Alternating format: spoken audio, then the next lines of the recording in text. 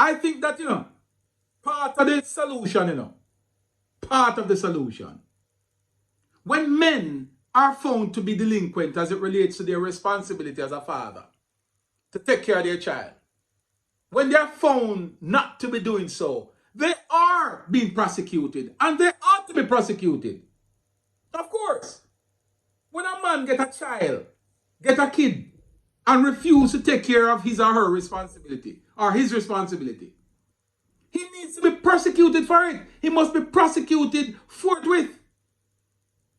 But when a woman equally is found to be lying, deliberately put a man's name on a birth certificate, claiming that this man is the father of her child, and the man is not, and then that man is asked to pay, is asked to pay for this child's birth, to pay for this child's education, to pay for this child food, shelter, and all that good stuff. And when you found out it is not the man's child, that woman must be prosecuted.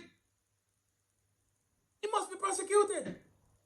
There are so many women in Jamaica walking scot-free today who have taken money from men, claiming the child they're carrying is his.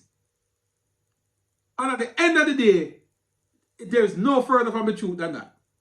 It's a lie. When they're caught in this web of deceitfulness, the women must pay the consequences, just like a man who must pay the consequence when he refused to take care of his child. So I can't see this big argument about paternity tests. The child, we have a responsibility to that child.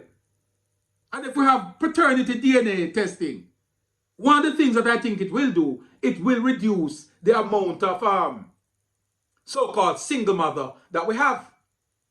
A lot of these single mothers are not single mother because the man left the pitney, There are several reasons why some of these men are not in the lives of these women.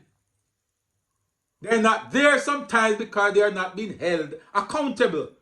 And you cannot hold a man accountable until there's evidence to prove that which you are holding him accountable for.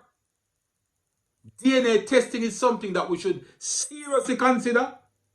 We should examine it. We should look at it. We should find a way to implement it. Because that is going to solve a lot of the problems, domestic problems that we have. Not just violence. We're talking about keeping the family together. A lot of family break up because of that, When it reaches a certain stage in the relationship, people walk out of the relationship because it has been discovered that the child is not theirs.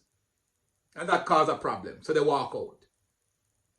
This would now start to help to keep family together. The government can provide incentives to ensure that family stays together. But you should not be able to go and tap into these incentives unless it is proven that it is your child. We have to get it right. We're a young democracy. This sort of conversation is welcoming. I think the Member of Parliament, MP Hira Clark, would have laid it on the table. The possibility of such a bill coming. I think the whole legislation in of itself needs a lot more discussions. I think he might want to go down the road of having discussions within his own constituency, to try and get people to understand, start an education campaign to suggest that this is something that we should have a discussion about. And I think he's going to go that route, having the discussion within his own constituency and trashing it out so people can now understand why this is necessary. It is necessary. But for the women who are hitting out against it, why? That's my big question. Why? Is it that you want to continue the same stuff that we've been doing for decades? There's no certainty that the child that you give to John Tom is his. Do you want to continue along that same path? Probably not. And if we don't want to continue along that path, then we need to consider what MP Clark has said, and we need to try and put it into action. The discussion starts and we should continue it. It's a worthwhile discussion.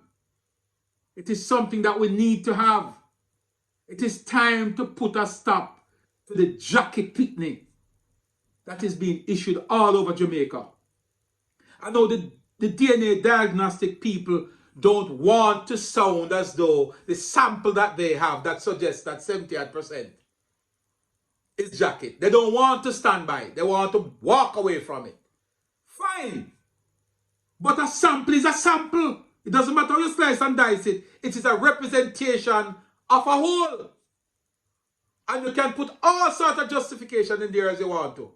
The fact of the matter, it is a sample taken in Jamaica by Jamaicans. And if your testings are correct, it is a sample.